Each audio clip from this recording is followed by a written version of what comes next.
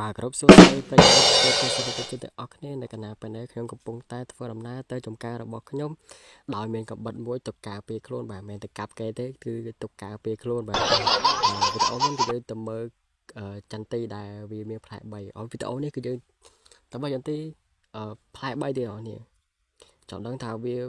មានផ្លែប្រមាណហើយអីប្រមាណហើយឥឡូវនេះគឺជាសកម្មភាពដែលខ្ញុំដើរទៅជិតដល់ចំការរបស់ខ្ញុំបាទអ្នកនរបាទឥឡូវនេះខ្ញុំធ្វើដំណើរជិតដល់ហើយអ្នកនាងខ្ញុំដើរយ៉ាងបាច់ញើសសស្រាដើម្បីទៅមើលផ្លែចន្ទី3ក្រមអ្នកនាងហើយឥឡូវនេះដែរគឺខ្ញុំបានមកដល់ចំការរបស់ខ្ញុំហើយអ្នកនរគ្នាបាទខ្ញុំធ្វើការនិយាយប្រាប់រៃរាប់សារសាប់អូពាក្យហោហែដើម្បីប្រាប់ទៅទូទស្សនិកជនទាំងអស់គ្នាតែខ្ញុំអត់បានដាក់សម្លេងហ្នឹងទេខ្ញុំគ្រាន់តែ voice over ហើយឥឡូវហ្នឹងបន្ទាប់ពីខ្ញុំនិយាយពាក្យហោហែតប៉ែឡែឡតហើយខ្ញុំក៏បាន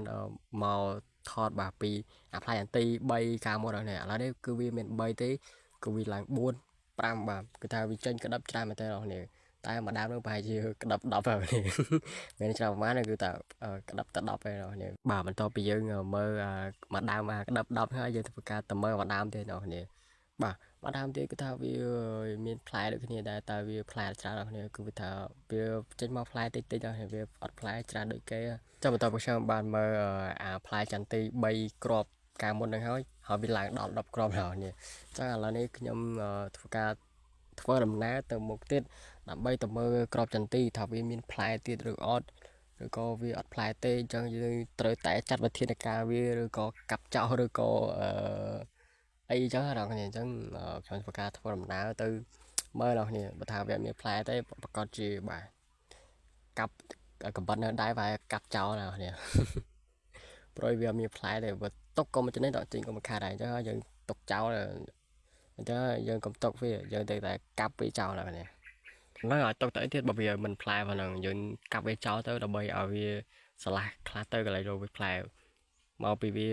ឆ្អៀតពេកឬក៏មិនដឹងឬក៏មកពីយើងអត់បាញ់ថ្នាំវាឬក៏មិនដឹងតែព្រោះវាអត់ឃើញមានផ្លែណាគ្នាខ្ជិលគេផ្លែតែយ៉ាងខ្ជិលខ្ញុំវាមានផ្លែពិបាកចិត្តដែរព្រោះខ្ញុំមកពីពេញដើម្បីថាមកបេះខ្ចៅតែវាអត់មានផ្លែខ្ញុំចាប់តែម្ដងណាគ្នាខ្ញុំសែតតែម្ដងស្ដាប់មកសែតណាគ្នាខ្ញុំ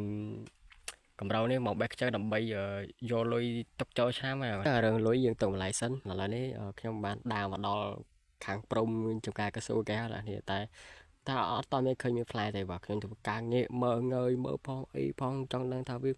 ផ្លែឬក៏ផ្លែបាទខ្ញុំក៏បានប្រទះឃើញនៅផ្លែក្តាប់មួយអ្នកគ្នានេះអូបាទដើរឡើងបាច់ការឲ្យទៅបានឃើញក្តាប់មួយនៅនេះក្តាប់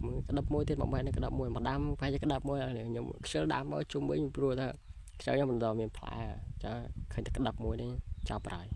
ក្តាប់ចន្ទីនេះមួយបាទមកចកា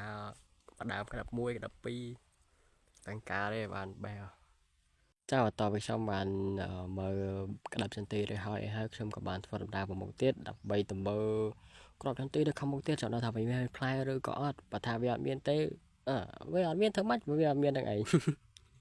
ចឹងហើយបាទខ្ញុំធ្វើដំណើរដើរមកផ្ទះវិញហើយនេះតែយើងដើរចំវិញកន្លងចំវិញសិនមុននឹងយើងទៅផ្ទះអញ្ចឹងយើងធ្វើការដើរចុះឡើងបាទខ្ញុំខំដើរផងងើយផងងាកមើលផងអីផងក៏ដល់វាលាក់ផ្លែនៅកន្លែងណាដើម្បីថតចែកជូនអ្នកនរគ្នាមើលតែមានអីដើររកមើលហើយក៏វានៅតែអត់មានខ្ញុំមិនដឹងខ្ញុំអស់លទ្ធភាពក្នុងការដើររកផ្លែអន្តិហើយដោយសារតែវាអត់មានផ្លែអូចប់ហើយតែមិនអត់មានផ្លែខ្ញុំក៏មិនដឹងធ្វើម៉េចដែរអត់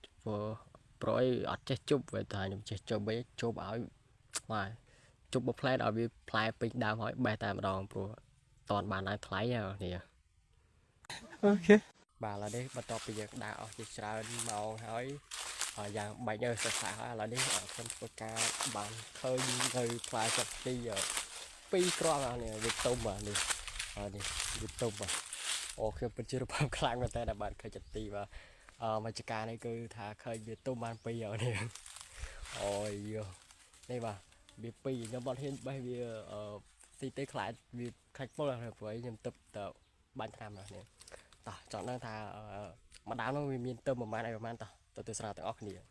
បាទនេះគឺជាចន្ទីទុំមកចការនេះបានទុំម្ដងហ្នឹងនេះម្ដងហ្នឹងដោយសារតែវាផ្លែខុសគេទៀត lại có cái bạn bị tung bên kìa đi tung bì ủa cái đập thôm ló nè ô này cái đập trăng thì ở đây hai ta cái đập trăng ở đây bị tấn tôm này bạn đi ở đây hả tôm là bạn đi hai ta cái đập tao tao mới đi cái lò men tôm chứ hả tôm bom móng lực bé ô đi lấy cái thay cho khơi mà một tay thế đó đi tôm một tay đó nè món bê xì bây giờ đau nó tôm mà đau cái phải nó chọc vào tái cái đắp á này mà đạp rồi cái đắp là coi nè ô wow. Đi cái đập về tập trên cái đắp nào nè ô rồi mà khải thêm mà bé là pin bé là khải thiệt pin bể lụ vô lui cho nào mà nè bà về tạo ra bao giờ có bán trên cho tiền cho phòn đa nào nè xong có xong một ca từ xa tàng phải làm rồi họ rồi chấp